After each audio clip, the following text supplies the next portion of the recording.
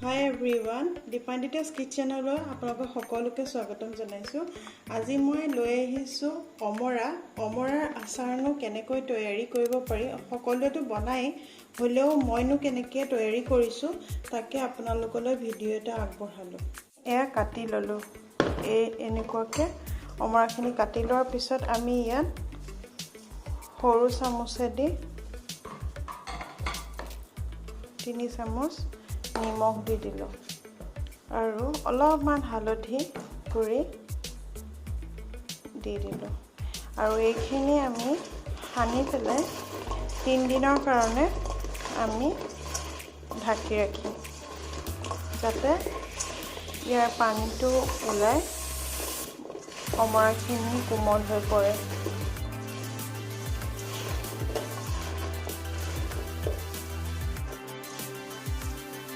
আমি এখন ঢাকনাৰে এনেকৈ 3 দিনলৈ ঢাকি ৰাখিলো।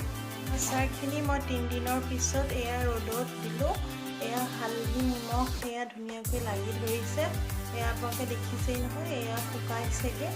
এতিয়া ইয়াত মছলাখিনি আমি এড কৰি সানিম। অমৰা আচাৰখিনি দিবলৈ মই এইখিনি মছলা ৰ'দত শুকুৱাইছিলো ধুই পেলাই। ইয়াত দিছো আপোনাৰ গোটা ধনিয়া, গোটা জিৰা, পাঁচফোৰণ কেইটামান আৰু ক'লা সৰিয়হ আৰু বগা সৰিয়হ কেইটামান। এয়া দি ভালকৈ ৰ'দত ধুই পেলাই ইয়াক শুকুৱাই মই এতিয়া অলপমান শুকান কেৰাহী এটা গৰম কৰি ল'ম। তেতিয়া এই মছলাখিনি দি দিছো, অকণমান গৰম কৰি লওঁ, মচমচীয়া হৈ লওঁ। তাৰপিছত এইখিনি অলপমান মিক্সিত মাৰি দিম। বেছিকৈ মিহি কৰিব নালাগে, অলপমান মাৰি দিলে হৈ যাব। বেছি মিহি কৰিলে আকৌ আচাৰখিনি নালাগিব, পনীয়া হৈ যোৱা টাইপত হ'ব, গোটেই গোটাকৈ ৰাখিলেই হ'ল। প্ৰথমতে মই ইয়াত অলপমান মিঠাতেল দি দিলোঁ যাতে মছলাখিনি গাত লাগোতে ভাল হয়। এতিয়া এই মছলাখিনি মই পিচি লোৱা মছলাখিনি মিক্সিত যিখিনি দেখিছে নহয়, একদম মিহি কৰা নাই মই। এয়া মছলাখিনি ইয়াৰ ওপৰত এতিয়া ঢালি দিলোঁ। ঢালি দিয়াৰ পিছত এইখিনি অলপ মিলাই দিম।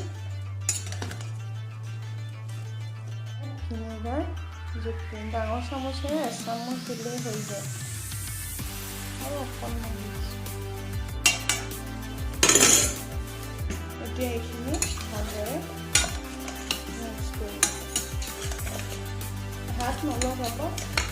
মছলাখিনি এয়া সানি ল'লোঁ। সানি লোৱাৰ পিছত মই ইয়াত অকণমান নিমখ দি দিলোঁ, কাৰণ আমি যেতিয়া 3 দিনৰ কাৰণে তিয়াই দিছোঁ তাত অলপ নিমখ কমকৈ দি থৈছিলোঁ। এতিয়া অলপ নিমখ বেছিকৈ দি দিছোঁ, যিহেতু তেতিয়া হেৰিখিনিৰ ভিতৰতে একেবাৰে সোমাই যাব, তেলৰ লগত মিলি যাব। সেইটো কাৰণে আৰু অলপ নিমখ দি দিছোঁ। সৰু চামুচেৰে দিছোঁ দেই, মই কমাই পেলাই দিব।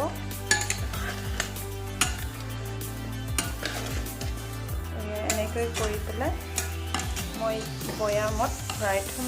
এতিয়া এয়া দেখিছে, মই এটা টেমাত ভৰাই দিলোঁ। এতিয়া মই ইয়াত অলপমান তেল ঢালি থলোঁ। তেলখিনি ৰ'দত দি থকাই যাব, যেতিয়া অলপকৈ দি থাকিলেই হ'ল। তেতিয়া তেলত কোমলি আচাৰখিনি বহি গৈ থাকিব। আৰু যদি ভিডিঅ'টো আপোনালোকৰ ভাল লাগিল তেতিয়াহ'লে লাইক, কমেণ্ট, শ্বেয়াৰ কৰিব নাপাহৰিব আৰু লগতে নতুনকৈ অহাসকলে ছাবস্ক্ৰাইব কৰিব নাপাহৰিব।